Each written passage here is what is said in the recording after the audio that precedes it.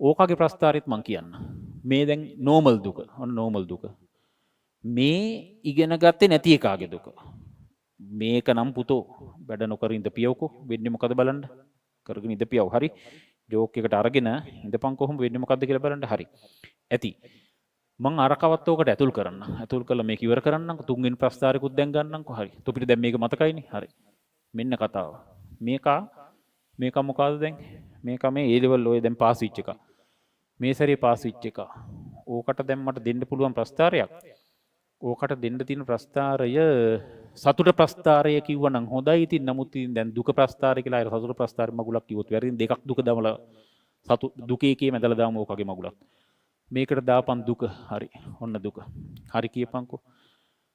අරකගේ ප්‍රතිඵල එනවා දරස් ගාලා. එතකොට ඕකට ඉතින් දුකක් දැනෙන්නේ නැහැ යකෝ. දුක දැනෙන්නේ යකෝ ලංකාවේ පළවෙනිය බලනකොට ඒකට දුකක් දැනෙන්නේ බං.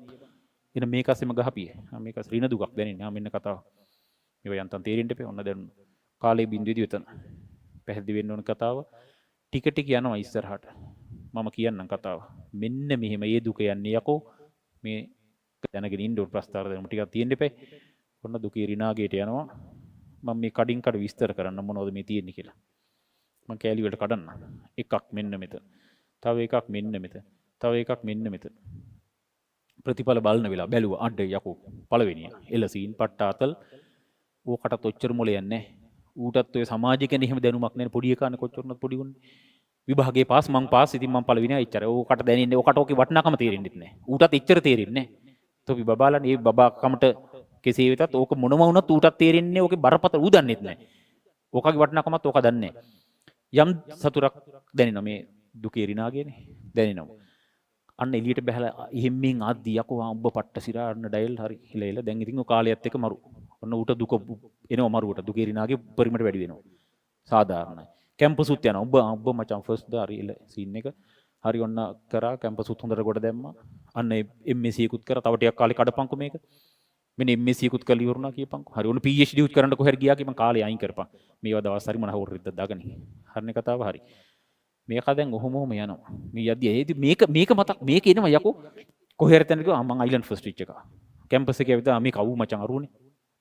ඉතින් සතුටක් දැනෙන්න එපේ කට. අතිසාධාරණයිනේ කතාව හරි. තව ටිකක් යනවා. තව ටිකක් ඔය කොහෙ මේ කරටකට ගිහලා කොහෙර ඒත් ගිහලා දැන් යනවා දිගටම. තවත් ගිහලා හිටපන්කෝ දැන් මෙන්න මේ අවුරුදු 35 දී කී හරුන් කෙද්දා කීපන්කෝ 35 දී. අවුරුදු 35. මේක යනවා කොහෙ මේක දැන් කොහොමත් ලංකාවේ පළවෙනි විච් එකේ නෝමල් තැන් වලට යන්නේ නැහැ. අනිවාර්යෙන් දඩයිනේ. ලංකාවේ උන්ට මාර පිළිවෙරීමකුත් තියෙනවා. ලංකාව කියලා එකක් දැන් නැති වුණාට ලංකාවේ අධ්‍යාපනයේ තිබුණා කියලා නමක් පිටරටුන් දන්නවා. දැන් රටක් නැති වුණාට අධ්‍යාපනයක් තියෙනවා කියලා උන් හිතනවා. ඒක නම් ඇත්තකුත් තියෙනවා. ඒක පිළිගන්න ඕන. කතාව සාධාරණයිනේ. මේක යනවා කොහෙද යන්නේ කියපන්කෝ. කොහෙර ඉන්ටර්විව් එකට යනවා. අපි නිකන් ගමුකෝ. මේක යනවා NASA එකට. යන්න පුළුවන් නේ. ඇයි යකෝ MSc කළා PhD කළා දඩ ඩයල් ගියා හරි. අනිවාර්යෙන් ඉන්ටර්විව් බෝඩ් එකටත් යනවා. අස්සට ගිහිල්ලා අහනවා. විස්තර අහනවා. අහනවනේ මේක අහන්න එපේ. මොකද කින්ද මම රයිට් උඹ මේ අර කරා PhD කරා අච්චර කරා මෙච්චර කරා. තව මොනවද අමතර? නු සර්ටිෆිකේට් එක දෙනවා. මම අයිලන්ඩ් ෆස්ට් ලංකාවේ පළවෙනිය. අරුම් බලනවා. අම්මට හුඩු. උන්ට තරු පේනවා ඊට පස්සේ. උන්ට තරු පේනවා. මේකගේ දුක කොහොමද වෙන්නේ කියපන්. අන්න උන්ගේ තරු දැකලා මේකට පට්ට දුක. තේරෙන්න ඕන සිද්ධිය. අනිවාර්යෙන් යකෝ ඒ සතුට මැරෙනකම්ම තියෙන යකෝ මේ බලපිය. යනවා කාලෙත් එක දිගටම. තවත් යනවා ඉස්සරහට. ඕක තමයි සිද්ධිය. මේ දුක දැනෙන්නේ හරිම අමුතු විදිහට. ඒද ඉගෙන ගනින් නැත්තම් ප්‍රශ්නයක් එනවා. ඕනම ඉගෙන ගත්තේ නැත්තම් මැරෙනකන් දුක් විඳින්න වෙනවා. මැරෙනකන්. ස්ථීරව මැරෙනකන් දුක් විඳින්න වෙනවා. කැමැති ප්‍රස්තාරක කැමැති විදිහකට ඔබ ඕන එකකට යන්න පුළුවන්.